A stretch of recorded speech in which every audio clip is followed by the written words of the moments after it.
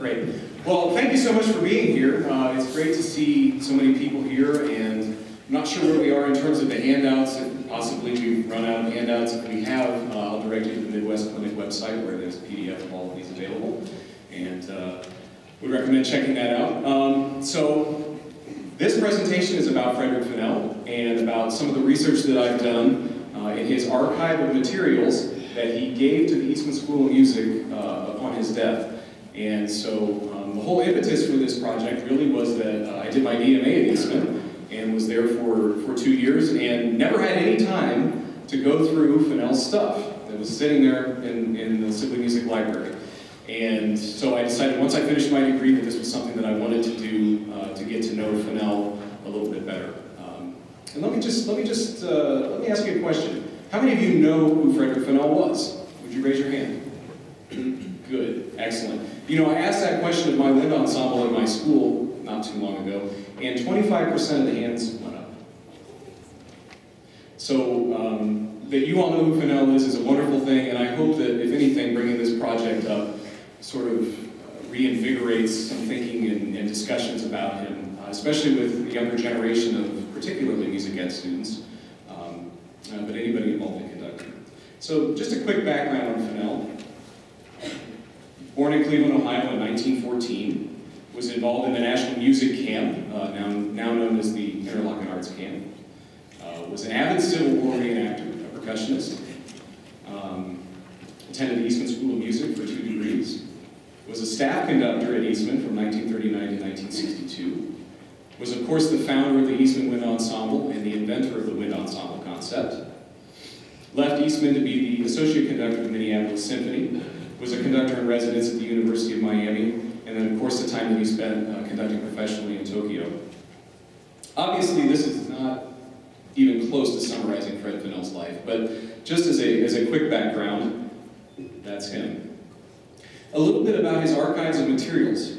They are, as I mentioned, housed at the Eastman School of Music Sibley Music Library, and they contain all sorts of correspondences, his letters, mostly carbon copies of letters that he sent, letters that he received, his scores, lots of publicity photos, financial statements, recordings, rehearsals, performances, master classes, lectures that he gave, all of this is there. And if you can imagine the size of this archive, 227 boxes full of materials, and the finding aid, the document these are cataloged in itself, is 477 pages long. So we're talking about a lot of material, so 227 of these. Those are all publicity photos, by the way. So as you can imagine, a presentation like this, I certainly cannot cover the entire depth and breadth of the collection, and what I did was just pick things that were interesting to me, and that I thought would be interesting to other people, and so that's what this is going to be about today. So we'll talk about kind of 4 major areas. The fact that I believe he intentionally saved things and intentionally annotated them for people to come along and discover. We'll talk about his youth and his career aspirations. We'll talk about what it was like to found the Eastman Wind Ensemble, and then we'll take a look at some of the scores. This is in your handout, and you'll note, written out in Fennell's pen,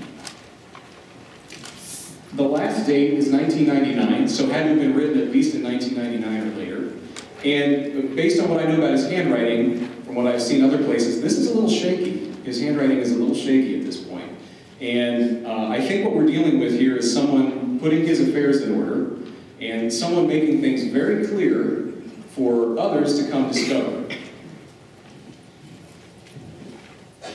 Here we have a couple of other things. These are 2 envelopes that were in the collection.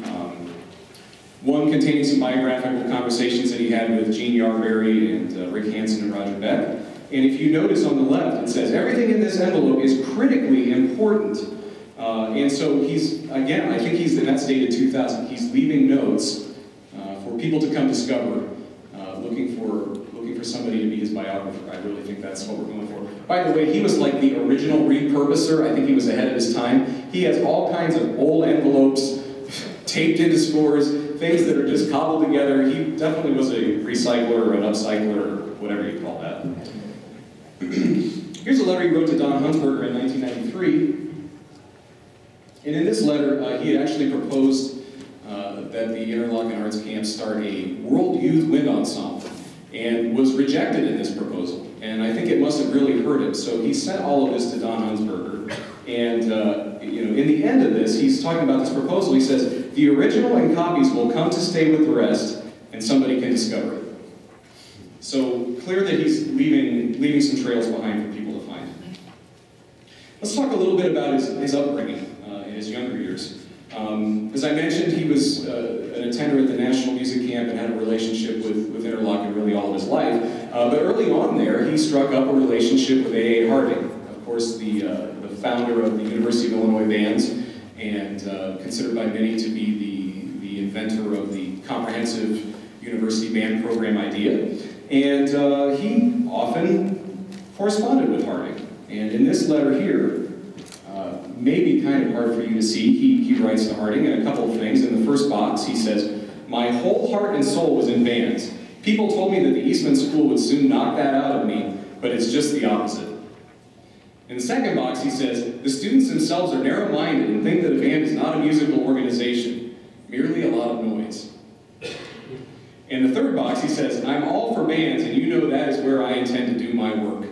So from a very young age, he's 20 years old when he's writing this letter, he's sort of setting this path out about what is band going to be, and what can I do to change people's opinion about band. And I think it's very interesting that he sort of had this mission and really didn't deviate from it all that much. It's also interesting the writing style in this letter. It's pretty informal, kind of aw, shucks, gee kind of writing, which is very different from what we would know from the more mature writings that any of us have read of his.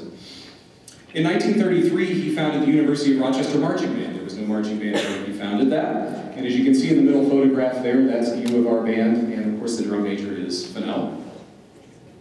Some charts that he made in the top right.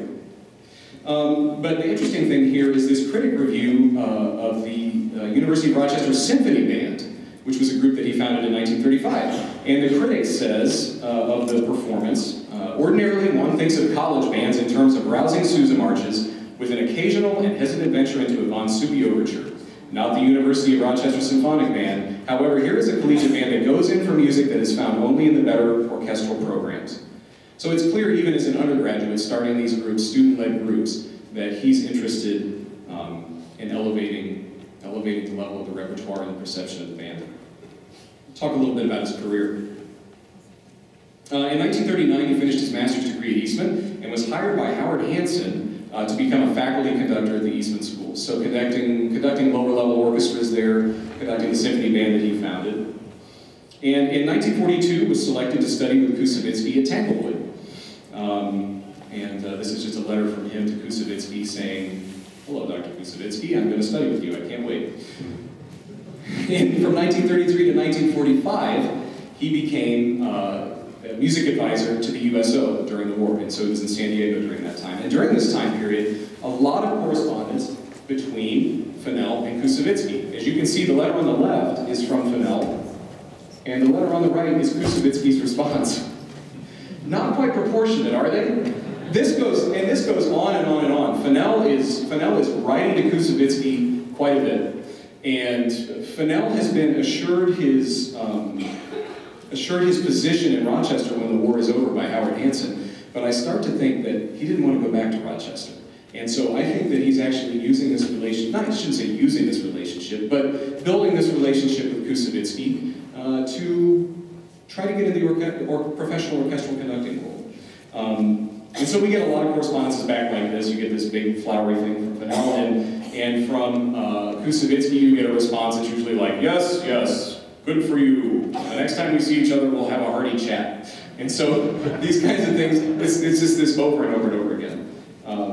But he's asking him to recommend him for jobs, and Kusevitsky does. And so that's what we're looking at here. Here's some publication materials that he had. This is circa 1945. Look at the young Fennell in that picture.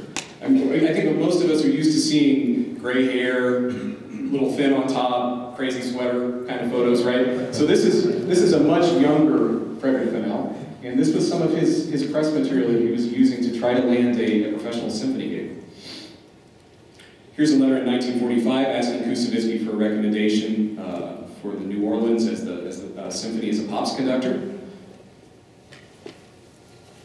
And Kusevitsky did always, as far as I can tell, always did recommend him for these positions. It wasn't that Kusevitsky declined that. So there definitely was recommendation going on. And then in 1945, here's another correspondence. This is great. He's come a long way from 1935's 20-year-old writing. Dear Dr. Kusevitsky, this is freedom's day of victory. Since freedom is beauty, and beauty is music, and music is you, I cannot resist the impulse which prompts me to share this moment with you. So, a little grandiose here, right? But I think it definitely shows us that his writing style, the way he's thinking about how he's perceived and how he relates with others is changing as he's grown. So the war ends in 1945, and he does in fact go back to Rochester. And during that time, he's getting recommendations for the assistant conductor of New York, conductor at Houston, associate conductor Chicago. Kusevitsky typically recommends him for these, often alongside another student of his own. But nothing really turns up, and so he remains at Eastman. And I think that this is a critical point. It is the holiday season, and I think of the movie It's a Wonderful Life. Could we imagine what our profession would be like if you got one of those professional orchestra gigs? There would have been no Eastman Wind Ensemble. There would have been no Time in the Winds. There would have been no Mercury Living Presence recordings. No 450 letters to composers asking them to write for winds. So in the end, I think it's really great that he didn't get any of those jobs, and that he did stay at Eastman. Here's a picture from what I believe Fennell thinks is the first concert of the Eastman Wind Ensemble held in 1951. Again, leaving notes for posterity. This is a note, the contents of this folder are the first beginnings of what was to become the Eastman Wind Ensemble. And that's dated 1962. So as far back as 1962, he's annotating things for either himself or for somebody to discover. I don't know if it's for him to remember or for somebody to come along and find. But 1962 was the year that he left Eastman, so it looks like here he's kind of putting his affairs in order, at least from that period of his life. So this 1951 trial concert for what would become the wind ensemble concept has a lot of prominence in his archival materials, and this is what we're looking at here. This is a letter to players of the symphony band that this concert is going to happen, and it's going to have this really diverse repertoire on it from many periods of time, and that's really what the wind ensemble concept is and was as he envisioned it. That an ensemble could be flexible in terms of the type of repertoire that it played, that it could play anything from the 1600s to present day. That an instrumentation, a set instrumentation, didn't need to necessarily handcuff the composer into writing particular things, rather instead that the composer determined the resources that were used, and then that the wind ensemble was flexible and changed and performed those based on what the conductor wanted to program and what the composer wanted to write. And so this is how we see all of this starting to come to light. This 1951 concert. Here's a look at one of the part assignment sheets from that. As you can see, lots of people to manage, lots of repertoire to manage, and he's keeping everything straight here. Interestingly, the part assignment sheets at Eastman look exactly like this to this day. The only difference is that they do them on Microsoft Excel now, like a spreadsheet. But so that's something that's still been retained. Here's a stage plot from the first concert. And you'll notice the use of platforms. And that's something also that became a hallmark of the Eastman Wind Ensemble, using platforms, borrowing these sort of more grander ideas from orchestra and importing them into the wind world. Here's the first program from 1951. Notice it doesn't say the Eastman Wind Ensemble because the Eastman Wind Ensemble yet was not an official thing, but this is really what I believe he thought was the first concert of the Eastman Wind Ensemble. And it's a real eclectic mix of repertoire. We're dealing with mixed ensembles, brass, harmony musique, small wind ensembles, and really that is the wind ensemble concept, I think, being portrayed very clearly in the first performance.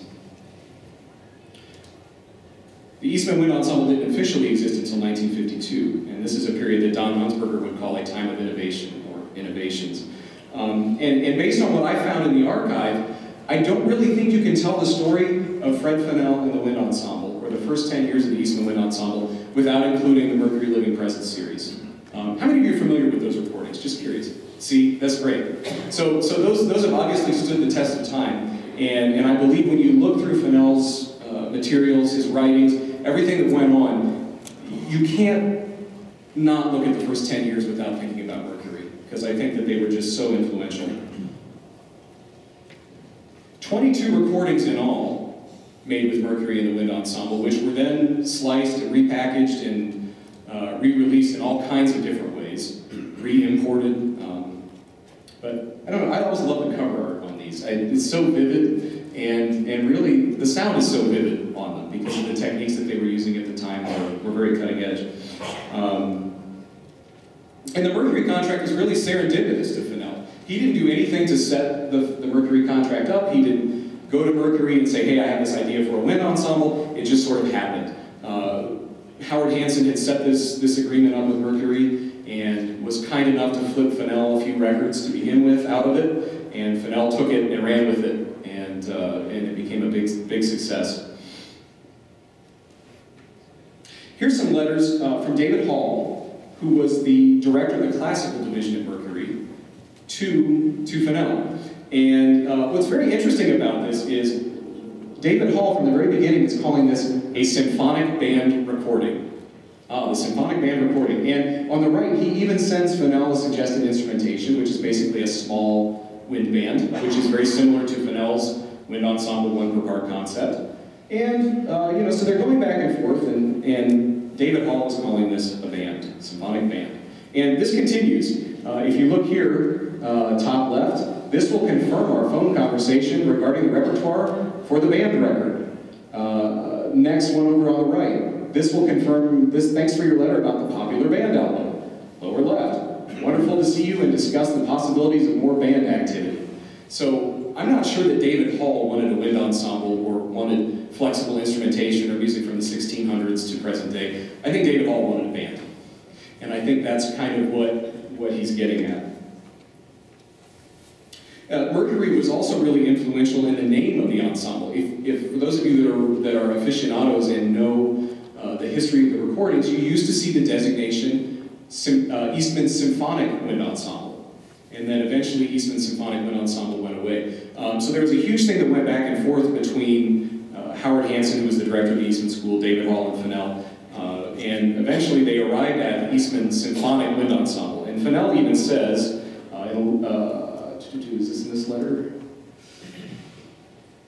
Fennell even says, I would have really preferred to call this just the Eastman Wind Ensemble, but I'll go along with you. And you see a lot of that starting to happen with Mercury, and I think what's happening is Fennell is willing to flex a little bit here because he knows that this recording project is going to be good for the wind ensemble. It's going to be good for him. So for a while it was called the Eastman Symphonic Wind Ensemble, and then eventually changed to just wind ensemble. Don Hunsberger suggests that they had to add the title symphonic because they were worried that nobody would know what the heck wind ensemble meant. So that's why that kind of unfolded the way that it did. In 1952, in the infancy of this project, he suggests a list of really high-quality, sort of highbrow wind band repertoire to Mercury to record, and probably the best of what was available at that time, honestly. And so when we think about 1935, Fred Fennell talking about intending to do his work in bands and change people's minds, I don't think that we've deviated from that. So here we are, and we have this list of repertoire. We're looking at, he wants to record the Hindemith Symphony, he wants to record the Schoenberg Theme and Variations, he wants to record the Persichetti Divertimento, the Jacob Music for a Festival, the Rieger Music for Brass, and the Stravinsky Symphonies of Wind Instruments. So these are all pieces that I think we today probably mostly uphold as being very, very high-level, well-crafted, important pieces. And so this is what he set out to conduct. And Don Hunsberger really confirms this. He confirms that he thinks that Fennell was serious about the standards of repertoire from the very beginning. He purposely avoided recording pieces that might have been considered part of the school band repertoire. And he even avoided the music of the American Wind Symphony, which would have been sort of going on at the same time, some of which a lot of people think is good music. So he really did have standards about what he wanted to do, what he wanted to record. And how that bore out, though, was a little bit different, because Mercury is pushing back on it. Mercury is pushing back, saying, hey, we want to do these marches. We're interested in doing marches. And really what ensues is a kind of an equal amount of pressure back and forth between Fennell and David Hall about what they're going to record. And if you look at this top right letter, David, and it's underlined by David Hall, it says, this is the first of what we hope are several march collections. And yeah, and they keep pushing him, and they're pushing him to do an All Sousa album. And Fennell, I don't think, was anti-march at all. I think he liked marches. In fact, he did an annual festival of marches starting in 1949 each year. So that predated the wind ensemble, predated all of it. But again, I don't think Mercury is really working with him the way that he thought that this was going to work. And in a letter that I don't have pictured here, he writes a letter to Mercury saying, I have some objections about doing a record of all of just one man's music. And Mercury's saying, Sousa marches. In the bottom right, he says, David Hall says, I hope you won't feel too strongly about our uncompromising stand in favor of an all Sousa record. So what do? They record all Sousa record, right? This is what happens. And so here's a letter from Wilma Kozart, who was the assistant to David Hall. And she actually took over the classical division of Mercury when Hall left in '56. And in this big box at the bottom, she says, all of our records are aimed to record stores to be sold to the average record buyer. So we're obviously seeing this sort of industry, marketing, entrepreneurial thing that's sort of creeping its way in, and it's kind of affecting what Fennell wants to do with the art. But generally he goes along with it, I think, because it's good. In the end, it is a positive thing. Here we have Fennell wanting to record Rieger's music for brass, and letters going back and forth between him and Hall. And he writes Hall, and I don't have them all up here. There were a litany of letters that went back and forth about this. Him trying to convince Hall that we need to record this, and Hall's putting him off. Well, we don't have the personnel. Well, we're going to have to pair it with something else so that we can make it work out, so that we can pay the same musicians so that they can duplicate it, so that it doesn't get too expensive. And Hall just continually puts him off. He never did get to record it, by the way. It never happened. And then we have Fennell suggesting works like the Hindemith Symphony, the Schoenberg Theme and Variations, the Stravinsky Symphonies, the wind instruments, the things that were on that original list. And Hall isn't necessarily telling him no, but he's definitely not telling him yes. And if you look at the correspondence that go on, it's clear that he's being put off on this music. In the letter on the right, we have Hall saying, I'm inclined to hold off on the Hindemith for now. I don't want to put the Hindemith, the Schoenberg, and the Stravinsky all on one album. It's just, I just don't think we can do that. I'm not saying we're not going to record them, but really, he's really putting them off. And even in 1955, at this point, the project is 2 years in, and Hall is still talking about marches. So you can see that there's this sort of back and forth going on. And it would take David Hall leaving in 1956 for Fennell to really get what he wanted to do. And Wilma Kozart took over in '56, and when she did this, then things started to change a little bit. Then he did get to do an album with the Schoenberg, the Stravinsky, and the Hindemith on it. And record the Mozart serenades, etc., etc. So things did eventually loosen up for him a little bit with them. And as I look at this, I think that he had a wonderful relationship with David Hall and Wilma Kozart. I don't think there's any question about that. I think it was very collegial. I think there was a real mutual appreciation. But there was definitely a subtle tug of war that went on. And if you look at the albums, 40% of them were marches, consisted of marches. So 40% marches, 60% more serious repertoire. If Fennell was advocating for serious repertoire, I guess in the end he did win. 60 to 40 is a little bit margin of victory there. So I think he won the tug of war.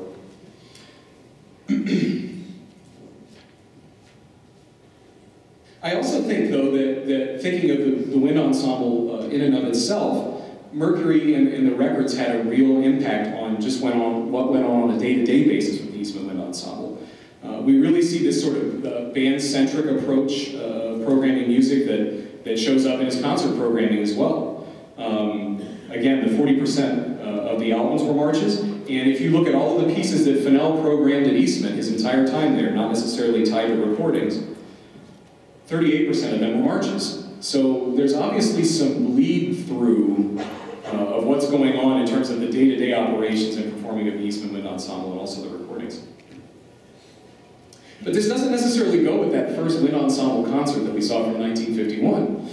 If you think about what he articulated there for the wind ensemble concept, what he talks about in his book Time in the Winds, he says we play 1/3 woodwind music, 1/3 brass music, and 1/3 full ensemble music. Well, that doesn't happen. That never happened at Eastman in anything that I could find, at least during his time there. In fact, mostly he only programmed large ensemble band pieces, and only 9% of them over 10 years were for reduced instrumentation. So 1/3, 1/3, 1/3 doesn't happen. And I had a conversation with Frank Battisti about this, who was, of course, at Ithaca High School, teaching while Fennell was at Eastman. And Frank says that he really believed that the concerts were just made to prepare for the recordings, and so that's why we see this. And I talked to Don Hunsberger about this. He has a little bit of a different tact about it, and his response was that it was part of the union's requirements. All of the members of the Eastman Wind Ensemble were required to join the union, and they were paid union scale to do the recordings. And as a part of this, the union rules said that they also had to give a live performance of the pieces that were recorded. So you can see how Fennell couldn't quite get to his real vision of doing what he wanted to do because he was dealing with Mercury. And in the end, it was really left to the next generation of conductors, most notably Don Hunsberger, to sort of bring this wind ensemble concept to life, to bring it to its full fruition. And I think a lot of factors lined up for that, one of which being after Fennell left Eastman in '62 and Howard Hanson retired, the Mercury deal fell apart and went away. And I think my take on it is that gave Don Hunsberger a lot of latitude to implement things that Fennell maybe had wanted to do but couldn't do because of Mercury Records. This is a thing called the Music Diary, and Fennell had one of these literally for almost every year that he worked as a professional. And in and of itself, it's basically just a day book, but it has interesting things in it like dates of important compositions, birthdays of important composers. Here's Gluck's birthday, for example. I'm sure you all remember opera reform, right? No? Okay. I would have to look it up too. So we have this going on, and note on Monday, July 2nd, 1956, Fennell adds himself to the book. This is the height of the recording process, the height of the Mercury Records deal. And so he's added himself to this book. And I think he's starting to realize that he's becoming a big deal. I think that's what's going on. And he doesn't just do it once. He does it again, and again, and again. So here he is adding himself to this book. And I think at this point he's thinking that he's kind of a big deal. And he's probably right. And in 1956, he gets offered this orchestral pops conducting contract with Unicorn Records, and actually uses that then to leverage Mercury into giving him a recording contract to do some orchestral pops recording. And if any of you are really familiar with the Mercury Living Present series, you'll know that he recorded several things with the Eastman Rochester Pops Orchestra, Leroy Anderson kind of things, and pickup orchestra I think that they put together just for him to conduct. So he's kind of trying to leverage himself still back into the orchestral world. Mercury reciprocates. They go along with it. They realize that he was good for them and that they were good for him. And in his letter to them in the right-hand box here, he puts in this language: "The contract shall allow that in the event of my engagement or my proposed engagement by an orchestra as its permanent conductor, the exclusive aspects of the Mercury contract will be waived." What's going on here? He's come up with this creation, the Eastman Wind Ensemble. He's gained notoriety through these recordings and so on and so forth. And yet he still wants to leave Eastman. He still wants to be a professional pops conductor, professional orchestra conductor of some variety. So here's his resignation letter. One on the left to the Board of Trustees, the one on the right is just a personal letter to Howard Hanson. And if I could summarize this, it would just be, when you're ready to go, you're ready to go, and I'm going. And I'm sure probably there are many people in this room that have had to make that choice or decision at some point in their life, and I'm sure it's not an easy one, but I think it was clear that he was ready to go do something different. And this is a letter that Fennell had kept in his materials, and this was from Howard Hanson, and I'm assuming it was posted on a bulletin board somewhere in school. And it says here, Hanson speaking, "I am sure that it is Dr. Fennell's wish that this fine organization which he founded should continue to flourish, and I pledge my support on the continuance of its present program." And I think flourish it did. I don't think there's any question about that. Let's take a look at some of Fennell's scores. Some of these will be in your handout, some of them won't be, so we'll just kind of have to go back and forth. Chorale and Hallelujah.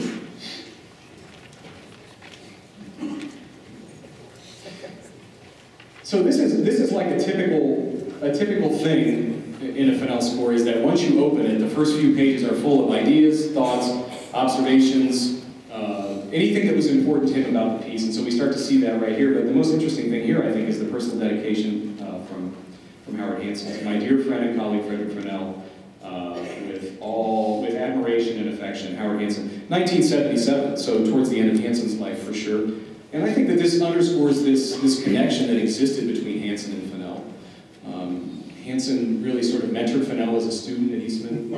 He gave him his first job as a staff conductor there. He allowed him to start the Eastman Wind Ensemble. He gave him the opportunities with Mercury Records, and I think there's no question that Fennell really appreciated that. Look at the inside cover. Oftentimes in his scores, this is the place where we'll see articles pasted. Anything about the piece that's important is typically pasted or copied or taped here, where there's a makeshift envelope repurposed from something else that ends up here with materials that pertain to the piece, maybe a lecture that somebody gave or an instrumentalist article. And then zooming in on this, here's a little musing from Fennell about Howard Hanson and this piece. He says, "I believe he probably wrote it on a snowy afternoon in December after Christmas. If I remember the signature on the score I conducted for him, no copyist. It is not difficult to imagine his joy at the freedom he found in a holiday from all that the ESM and countless other demands took from him. He had such great capacity for work and for others too." And I did not know Fred Fennell personally. I met him once. His last Midwest clinic was my first Midwest clinic, and I met him at that. But to me, that sounds a lot like Fennell. A huge capacity for work and a huge capacity for others. And I have to wonder if he didn't learn some of that from Howard Hanson during the time that they spent together. I just really believe that that's probably Fennell giving a nod to Hanson's influence in his life. Another common thing, if you look beneath that, especially the Eastman scores and the Tokyo scores, is that he includes all the statistics about the recording. So I used this score for such and such recording as a big theme. So he's marking that in the scores so that people know exactly what score he used for what recording. And he also loves to put the statistics in, especially with the wind ensemble. For example, as a reminder, on this other performance, this recording, they recorded the Mena Canzona, the Thompson Psalm music, the Persichetti Psalm, La Fiesta Mexicana, and then he puts, "We recorded these all in 100 minutes." So he wants people to know what this process looked like. And for those of you that have done recording sessions, to do all of those in 100 minutes, wow. That's great. And that's actually a common theme throughout the scores. Even pieces that he didn't do with Eastman, pieces that were written after his time at Eastman, he'll continue to mark. The Eastman Wind Ensemble premiered this piece. The Eastman Wind Ensemble recorded this piece. And I think that shows just how important that group was to him, in his heart and his mind. He also writes on the inside of the score, at his concerts with EWE at the 54th Midwest Clinic on Thursday, 21 December 2000, so we're getting towards the end of Fennell's life here, Hunsberger invited me to be his guest to conduct Hanson's Chorale and Hallelujah at their 2 concerts that late afternoon and early evening. Those were played in the Hilton International Ballroom, filled with, I think it says 2,700 people of this profession. As I was introduced by President Ray Kramer and walked to the podium, I was greeted with an applauding standing ovation. Following the performances, the same at both concerts. This was a great tribute to me from those people in recognition of my life's work. Signed FF, Christmas Day. I'm not sure of the year there, I couldn't quite make that out. But I think it's clear that he was struck by the people of our profession. I don't think there's any question about that. And for those of you that knew him, how many of you knew him well enough that you had conversation with him and could really understand him and kind of get a feel for him? Okay. You know, I think that that probably was him. You know, this deep affection for the people of our profession. And I think this is just an example of him sort of giving a nod back and wanting people to know how much that recognition meant to him, and I think in a roundabout way recognizing back how important those people were. And I think it also parallels another important theme, that in all of this with him, I think the people were as important to him as the music itself. And I think what you see as you go through his scores is this sort of mixing of personal and musical elements that come together as it goes. Warren Benson, Leaves Are Falling. Not in your packet, sorry. Again, with this we see, first thing you do when you open it up, there's an instrumentalist article, this one from Jeff Renshaw. So everything you need to conduct a piece in one place. And I don't know how tech savvy he was. I do know that he did do a lot of faxing later in his life, but if he were alive today, I would really like to see what his Google Drive looked like, because I'm sure that this stuff would probably be there instead. But this is a real common theme with all of his scores, is that the scholarly materials that you need to understand the piece are there. And I get the sense that he's going back and reviewing them every time he conducts or records a piece. I think that that's happening. This is great right here. It's an inscription from Warren Benson to Fennell, and it says, "Fred, without the EWE feel, flair, and honest fundamentals, thanks to you, I never would have even thought of doing things like this." And I think that's you know, that just shows Fennell's influence on over a longer period of time than when he was just at Eastman, helping to create a new type of repertoire.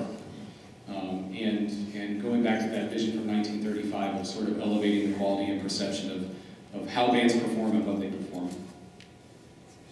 Also, you'll note, lower left, Kiite. You see this a lot in his scores. This would have been from the Tokyo years. In fact, he had a set of stationery made up that said Kiite. Anybody know? It means listen. So you'll see a lot of in some of the later scores, Japanese marked in translations for him to use when he's rehearsing the Tokyo Kosai. Once you get past the first page, this is generally what a lot of them look like. Pretty basic, functional markings. Rehearsal numbers are marked in. A lot of times you will see him mark vertical lines and scores to line up rhythms, do reductions of dense textures so that he can understand what's going on there a little better. In the pieces that he wrote instrumentalist articles on, you'll find a lot of brainstorming for those articles. It's clear that he just went through the score, brainstormed right in the score, and then wrote the article. And that's pretty typical with those, but with the ones that he didn't do that with, this is what it kind of comes down to. And I think this suggests to me that he just knew the score so well that he probably didn't need to put a bunch of marks in it.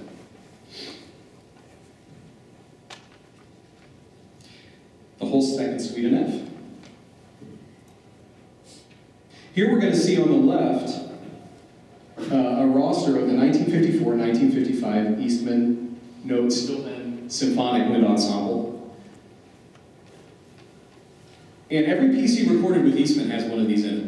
So whatever the group was that recorded it, that roster is pasted there. And for a period of time, it looks like he tried to keep up with all of the people that were in the group and would say, this person went on to play in such and such group, and this person went on to that, and this person is deceased now. I don't think he kept up with all of them because it's kind of spotty. But again, I think that this shows how much the personal element of the music making meant to him. And I think in his mind, it wasn't just the materials of the music, it wasn't just the performing, it was all of these things sort of coalescing together, and that's what created the music for him. These are my surmises. I can't say that for sure, but looking at this more from a historian's perspective, that's kind of my reading on it. You'll note here, he used this score for 2 recordings, actually. One with the Cleveland Symphonic Winds in 1978, and one with Tokyo in 1987. And if he used it for a recording, it was always notated in the score somewhere. And the other thing that's really interesting about this is that both of those recordings straddle the Colin Matthews edition of the whole suites. And in a letter to Frank Battisti, he expressed some serious dismay that he was not given credit in the Colin Matthews editions because they used his errata. So, so the next time you use a Colin Matthews edition of the whole suites, know that a lot of the work that went into that actually came from Fennell in terms of cleaning up the errata that were in those. And a lot of attention to detail. I mean, as you look at these pieces, we see so much attention to detail. And here's the third movement, which he writes as 33 bars of the most original and exciting bars in band music. So he's put that right above the top there. And then if you go to the bottom, this is the kind of specificity that's really interesting, that you find a lot, especially in the pieces that he wrote articles about, or pieces that he recorded. At the bottom of this, he writes, discovered at, I'm not sure exactly what it says, 1977, that a 20-inch length of 3.5-inch inside diameter galvanized water pipe, when suspended with stage rope and struck with a clear hammer, is a super substitute for an anvil. So if you're looking for something other than an anvil, you may be able to recreate that exactly bit for bit. But I mean, what does this say about him? I think he was that specific about the music and its materials, and I think that kind of specificity and that kind of understanding really led him to be able to do more with it, because it was so ingrained in him. I think it really led him to be so creative about what it was that he was doing. Kind of makes me feel a little guilty sometimes, actually. I think I need to do better. You'll note here at the bottom it says KD tacit. Any idea, anybody want to hazard what's he using the term KD for? Kettle drums, yeah, of course, timpani, which he always called the timpani kettle drums. And he's saying KD are tacit here. Is anybody kind of wondering about, is this like raising a red flag in your head right now a little bit? There's no timpani part for this piece. So in 1980-something, early 80s, he wrote in his musician's diary, I wrote a timpani part for whole second suite. And I wish I would have done it a long time ago. So it was something that he felt really needed to be there, and that he knew the work so well that I'm sure that he was able to write it in a way that it was authoritative and that it made sense and fit. We'll take a look at the Hindemith Symphony.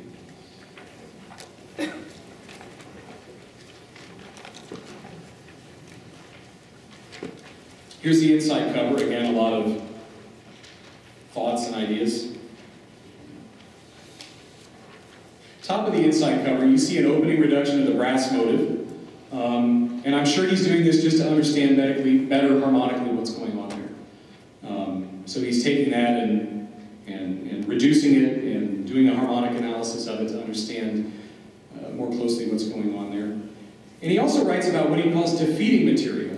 And I think in this case, defeating material is probably the aspects of the music that make it hard to put together with an ensemble. And so he's talking about notes with space in them. So for example, we know that Hindemith liked to write, particularly in time signatures that had 2 on the bottom of them, to write things that were in whole notes and half notes because it created a sense of breadth and darkness to the sound. And he's saying here, okay, fine, but guess what?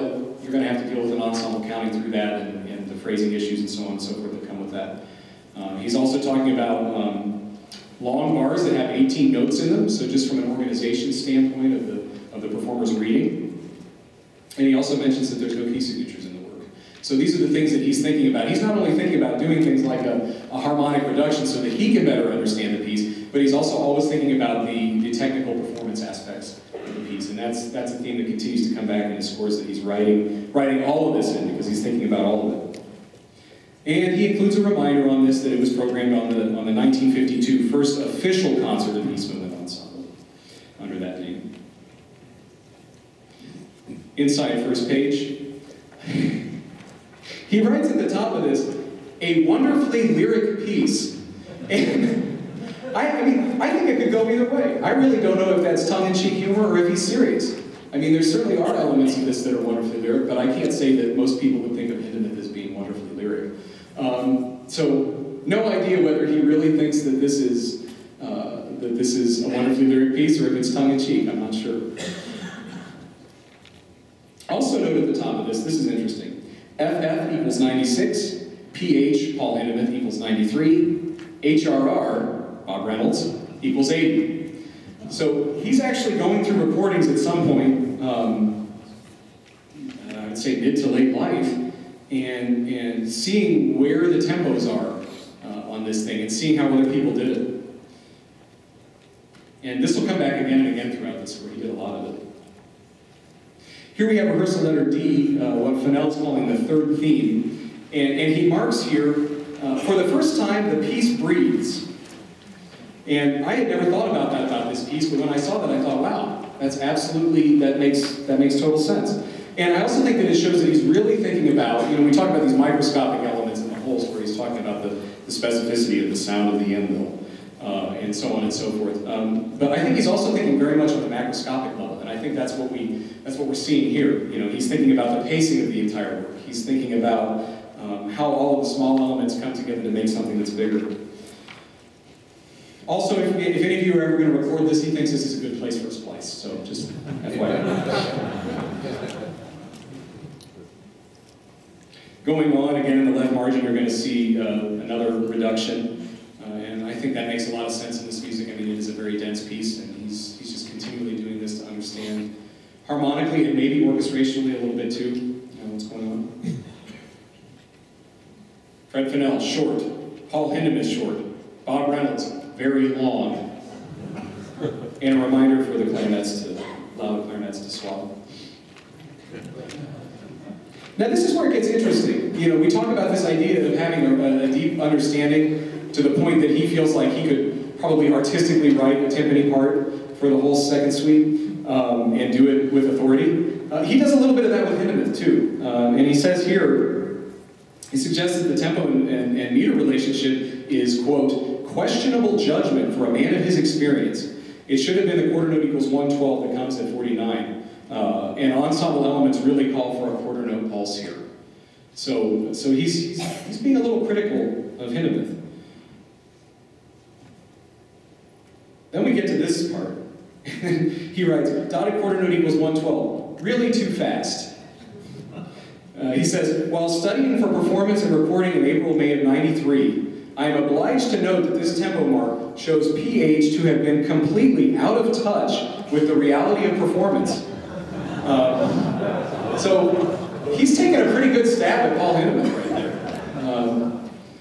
I do think that he obviously loved this work and it was important to him, or he wouldn't have spent this much time with it and annotating it and so on and so forth. So there were some scores in the library that are blank. So I think that this piece was important to him, there's no question, but I think he's kind of saying, I know enough to do this, and I'm going to say this because I think I'm right. He was probably right. Again, we have more comparisons of the three recordings that he obviously listens to. Bob Reynolds, a great tenuto.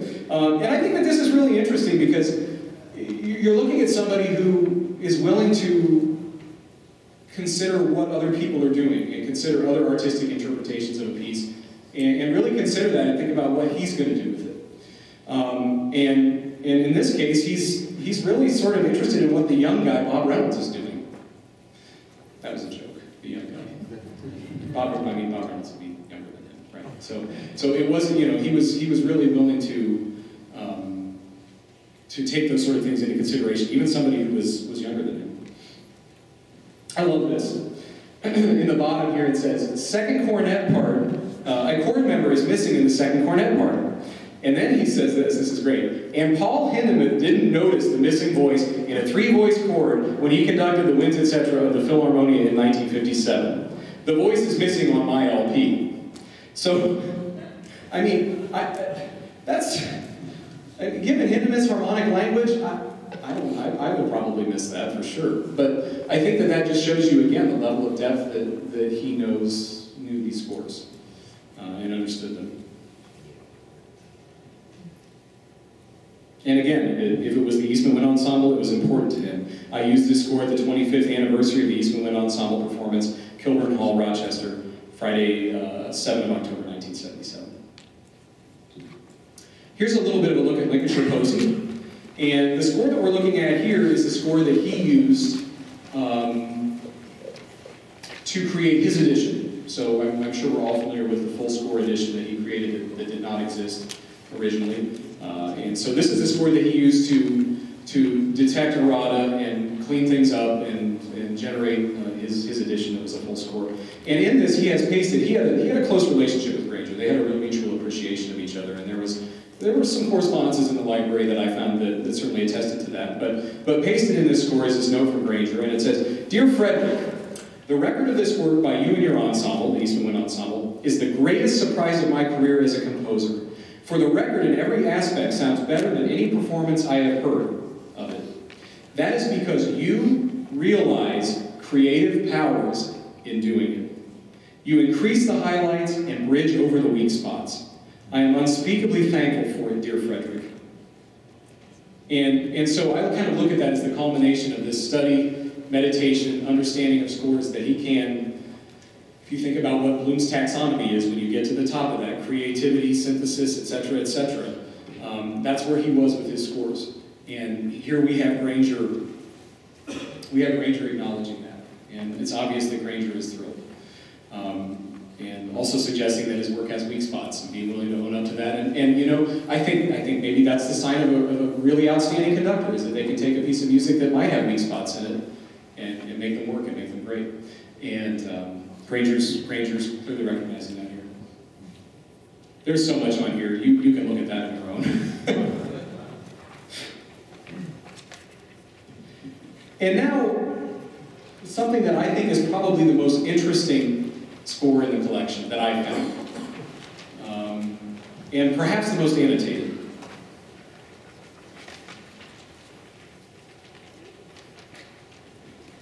You almost wonder how you could conduct off of this.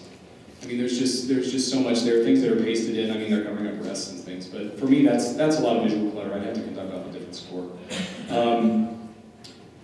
Pasted on the first page, this is taped over the first page of music. He writes this: "Hammersmith is a very serious piece.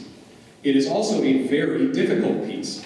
Of the two, it is its serious quality that prevents conductors, faint of heart, from programming it. It is for me the most difficult piece in the band's repertoire, and its greatest."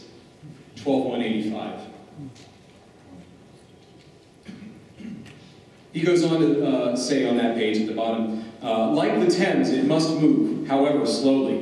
It must not be a stagnant polka adagio, but a feeling, brooding, mysterious, a statement in which the E major over the F minor is more than a convenient compositional juxtaposition." So he's obviously looking at this thing on a much more grandiose scale than just the materials that are being used. And the other thing that's really interesting, if you're familiar at all with Holst was into a little bit of mysticism, into Eastern religions, and sort of kind of drew all these things together into his own, I guess, life philosophy or music philosophy. And we start to see some of that creep into Fennell's score. He's writing some things in that Holst has said. So for example, here he says, Holst's quote about Saturn, the bringer of old age, thinking planets here, Holst lived to be 60, is the planet not only of physical decay, but also a vision of fulfillment. And so I don't know when Fennell wrote this in, but to me, I'm thinking it was probably towards the end of his life, and these are the kinds of things that he's thinking about, and drawing on Holst. And so I think at that point the lines really become blurred about what is the music and what isn't the music, and what is he using to influence how he feels about the music, and how is the music influencing him, and how is his life. I don't think there were any lines. I think it just all was one thing for him. I like this. It's hard to see on your screen up there, top right. There's a sticker there that says "Made in West Germany," just stuck on the page. No idea why. But these random things tend to appear in scores, and actually Mark Scatterday tells a great story about going through one of the Fennell scores, and in it you're going through it, and you're flipping page, and you get to a page and you see milk, bread, butter. So, his wife must have been on the phone, and he's studying the score. All right, what do I need to get? But again, I mean, I think that shows how these scores must have been so integral to him, and just a part of the core of his being, that those lines really do sort of get blurred. Here's another Holst quote. This is from an essay that Holst wrote called The Mystic, the Philistine and the Artist. And this quote is, "All mystic experiences, like artistic ones, are either illusions or direct and intimate realizations. I don't know if they are illusions alone, if they are illusions or whether they alone are real, and the illusions of the world that we live in." And I think that this just continues to underscore this sort of spiritual type connection that Fennell is developing with the music, but especially, I think, with this piece. Here's a look getting towards the end of the Poco Adagio. He has another annotation pasted in the score. He says, "This masterful composition from bar 1 demands endless study, reveals its secrets slowly over years. Poco Adagio to the end is one of the great unwindings known to me, a classic withdrawal. Mr. Mystic," he's talking about Holst, "suspends us out there, and sets up the final question with his simple genius, simple material. This piece either owns you or not, but once you have surrendered to it, there is no other possible decision. It is great music, and the band world knows it not at all. I will keep trying to reveal its message until I drop. Signed, FF, 9 June, 1991. I think I've covered all of these. I don't need to go over those again. A few fun things. This is something I found in there. This is Leonard Slatkin conducting the Marine Band. And Fennell puts on a post-it note here, "I certainly could not have looked so bored and academically addressing if I was photographed in front of the National Symphony Orchestra."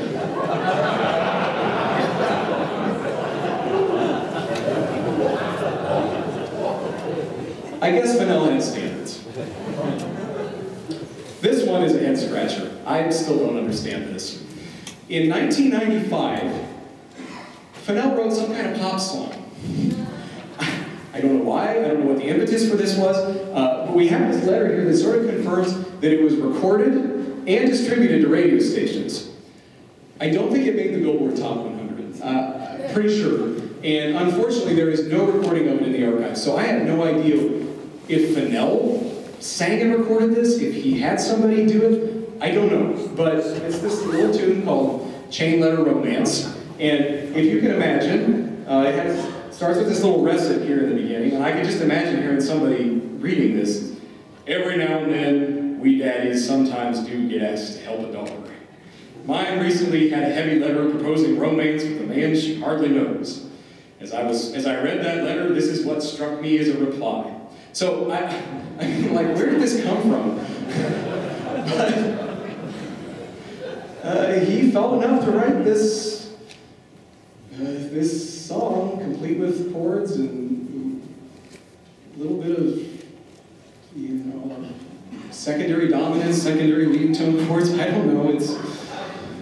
I wanted a recording of it really bad, and there was not one there. So, some funny things from his musician's diary. Top right, he says, and I think this was later in his life, "My name upside down looks like Russian." This is name written upside down, and we're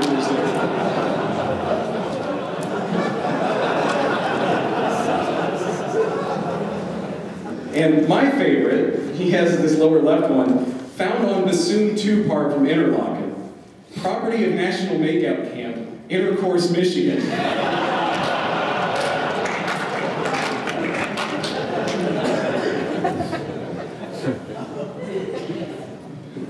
Must have had a sense of humor. A few lesser-known publicity photos from the many, many, many boxes of publicity photos that I thought were just interesting. Mark Scatterday and I talked a lot about this, and he talks about how Fennell could just walk into a room and completely disarm the room.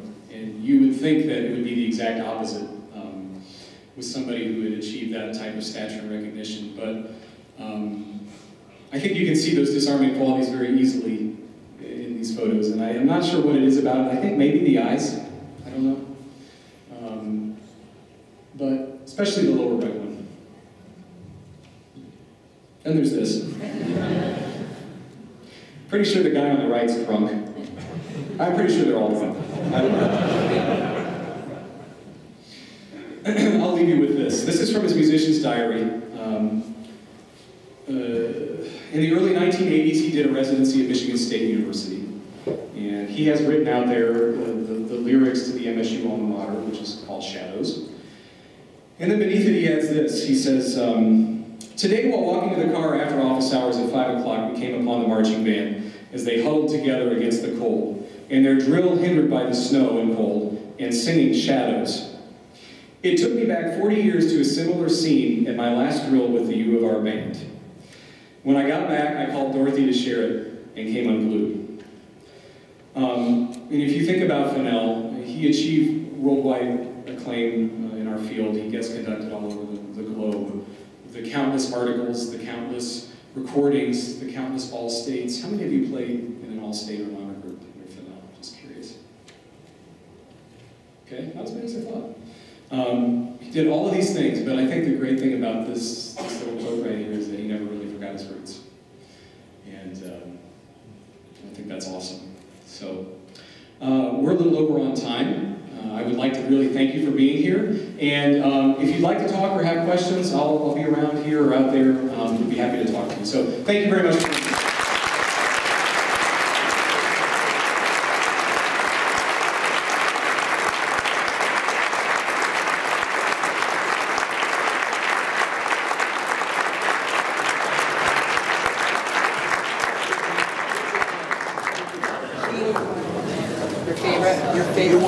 Your favorite person? I really do. Go ahead. I have access to this stuff every day.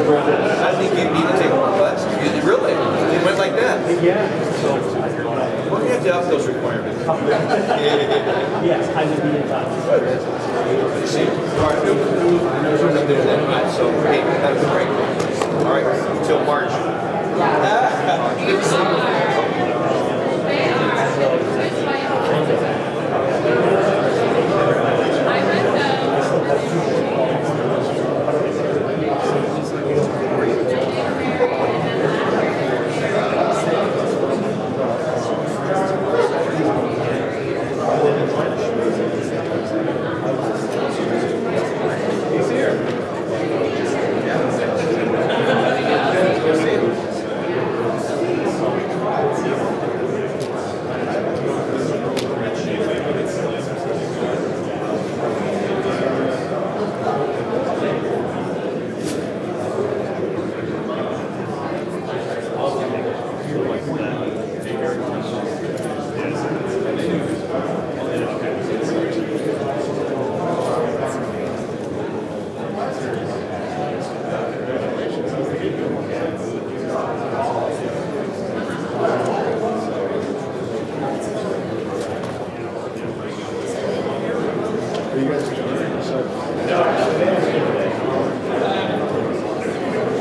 Good man.